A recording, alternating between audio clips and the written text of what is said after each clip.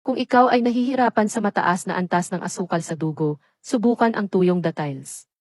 Mayaman ito sa fiber, bitamina B6, E at K, pati na rin sa mahalagang mineral tulad ng potassium at magnesium. Hindi lamang ito nakakatulong sa pagpapababa ng masamang kolesterol, kundi nakapagpapabuti rin ng pangkalahatang kalusugan. Ang pagkain ng datiles araw-araw ay magbibigay ng kamanghamanghang enerhiya, mabuti para sa puso at nakakatulong upang mabawasan ang mga sintomas tulad ng sakit ng ulo, hindi makatulog, pagkalagas ng buhok, mahinang memorya, at malabong paningin. Ang datiles ay naglalaman din ng mga antioxidant na tumutulong laban sa pagtanda at nagpapaganda ng balat.